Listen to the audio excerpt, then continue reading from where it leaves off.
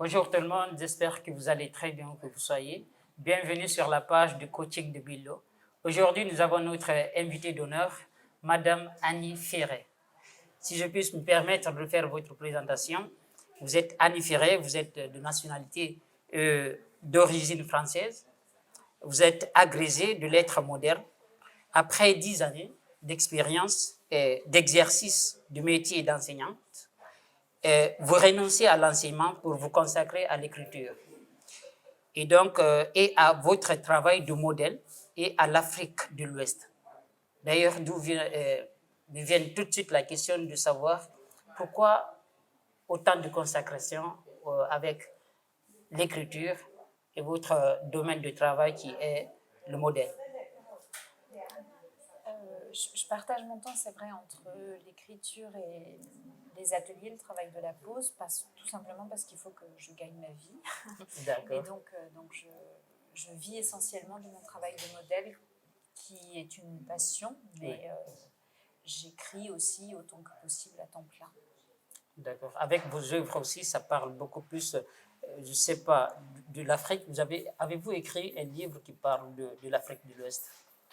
Oui, j'ai plusieurs livres. Je peux dire même les premiers livres que j'ai publiés sont 3 recueils de contes que je n'ai pas collectés mais inventés, qui sont tous dans une Afrique imaginaire, plutôt située en Afrique de l'Ouest, mais comme les contes, je n'ai pas voulu forcément leur donner de spécificité géographique. Après ça, j'ai écrit un texte qu'on peut considérer comme un roman, comme 3 grosses nouvelles, qui s'appelle Des villes et des hommes. Et là, c'était vraiment le contraire. L'objectif, c'était vraiment de me situer précisément dans des pays, dans ces nuances culturelles entre eux. Donc, une histoire se passe à Bamako, la première. La deuxième histoire se passe à Ouagadougou. Et la troisième à Lomé, qui sont... on va dire le Mali, le Burkina Faso et le Togo, sont les 3 pays où j'ai un petit peu plus parcouru que les autres, en Afrique de l'Ouest notamment, et où j'ai des attaches plus ou moins profondes, en particulier pour le Togo. D'accord. Parle même de cet attachement avec l'Afrique du Togo et du Mali. D'où vous est venue l'idée directement de choisir ces pays pour aller vivre? Parce que l'Afrique, elle est grande. Pourquoi avoir choisi ces pays-là? Alors, j'ai choisi, ou ce sont eux qui m'ont choisi, je ne sais pas. Ça s'est fait un peu par le hasard. Oui. Il y a une chose qui n'est pas un hasard, c'est que ce sont d'anciennes colonies françaises et que, donc on y parle le français, au moins en partie. Même si tout le monde ne parle pas le français, et même si moi, je n'ai pas forcément d'autres langues, à part, à un moment donné, j'avais un peu appris le bambara, mais je l'ai oublié comme j'ai oublié d'autres langues dans ma vie, mais j'aime beaucoup le bambara.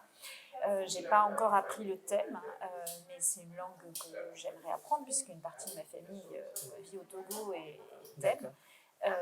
Mais bon, voilà, donc ça c'est une des premières raisons, la langue, c'était... Et puis après, le hasard a fait que je suis arrivée d'abord au Togo, je suis allée ensuite au Sénégal, ensuite au Mali, ensuite au Bénin, ensuite au Burkina Faso, etc. Et qu'est-ce qui vous inspire à écrire de façon, je ne sais pas, de façon très subtile, ou bien qu'est-ce qui vous inspire à écrire sur les choses, sur des mythes surtout, parce que vous avez parlé de sorcellerie et autres. C'est pas... Là, peut-être vous faites référence à des contes et au titre d'un recueil qui est La sorcière dans la lune, mais il n'y a pas que des sorciers dans mes textes. Mais c'est vrai que la sorcière, c'est une figure que j'aime bien néanmoins, et que j'aime aussi parce qu'elle traverse toutes les civilisations, elle est assez universelle, et il y a des sorcières chez moi qui sont dans un ancrage tout à fait français, du terroir français, régional, provincial, et il y a aussi des sorcières qui sont peut-être africaines, togolaises, burkinabées. Voilà. D'accord. Franchement, merci beaucoup d'avoir accepté notre invitation. Merci. Nous sommes plus qu'enchantés. Certainement, on va se retrouver encore pour une prochaine interview avec d'autres sujets. Merci d'avoir accepté cela.